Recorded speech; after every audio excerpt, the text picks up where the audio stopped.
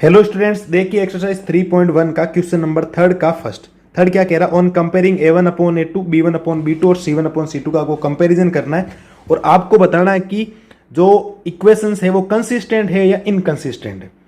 तो पहले मैं बता दूं कंसिस्टेंट और इनकंसिस्टेंट होता क्या है एक्चुअल में।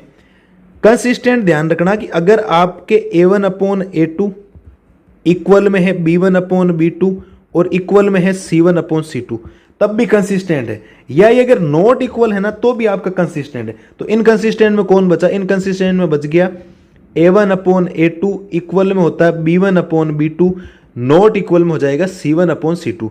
अगर पैरेलल लाइन से तो इनकंसिस्टेंट, बाकी इंटरसेक्टिंग और कोइंसिडेंट लाइन में आपकी कंसिस्टेंट ही होगा। इस बात को ध्यान रखना। बाकी मैंने इंट्रोडक्शन में पढ़ा रखा है तो आप वहां से जरूर देख लें इन चीजों को, ठीक है। तो देखते हैं इसको क्या कह रहा है एक्चुअल में। पहले तो वही a1 b1 c1 का फंडामेंटल है, ठीक है। ये आपकी इक्वेशन फर्स्ट है, ये आपकी इक्वेशन क्या है? सेकंड।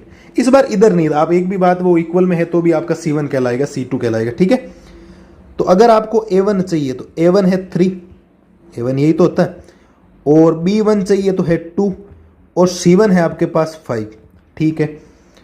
अगर a2 आपसे पूछे तो a2 है 2, b2 है आपके पास -3 और c2 है आपके पास 7। अगर यहां से आपको रेशियो निकालना है a1/a2 इक्वल में आ जाएगा 3/2, फिर रेशियो आ जाएगा b1/b2 तो वो रेशियो आ जाएगा 2/-3, फिर रेशियो आ जाएगा c1/c2 तो रेशियो आ जाएगा 5/7। तो आप लिखोगे सो these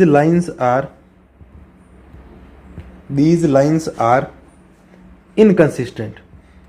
These lines are consistent. These lines are consistent because a1/a2 not equal है b1/b2 और नॉट इक्वल है आपके c1/c2। अगर कंसिस्टेंट तभी होगा जब थर्ड की थर्ड वैल्यू अनइक्वल आए या इक्वल आए। यहां पर आपके इक्वल नहीं आ रही है तो ये आपके क्या हो जाएगा? कंसिस्टेंट हो जाएगा। आई होप आपको ये फर्स्ट पार्ट समझ में आ गया होगा। अब चलते हैं सेकंड पार्ट पे। सेकंड पार्ट भी आपको कंसिस्टेंट और इनकंसिस्टेंट के बारे में पूछ रहा है। तो यहां से पहले ये इक्वेशन बना दो फर्स्ट, ये इक्वेशन आप बना दो सेकंड। तो अगर यहां से आपको a1 पूछे तो a1 है 2, b1 आपसे पूछे तो b1 है -3 और c1 है आपके पास 8। फिर आपसे अगर a2 की बात करें तो a2 है आपके पास 4, b2 आपके पास है -6 और c2 आपके पास है 9, ठीक है। रेशियो निकालते हैं। पहले रेशियो आएगा a1/a2 में आएगा 2/4 यानी कि 1/2। फिर रेशियो निकालते हैं b1/b2 में तो वो आएगा -3/-6, माइनस कैंसिल हो जाएगा और रेशियो आएगा 1/2। फिर रेशियो निकालते हैं c1/c2 यानी कि 8/9, या कोई कैंसिल नहीं हो रहा। तो अब इसका सॉल्यूशन क्या है वो आपको देखना। तो अब इसका सॉल्यूशन आप लिख दोगे so these lines are inconsistent. These lines are inconsistent because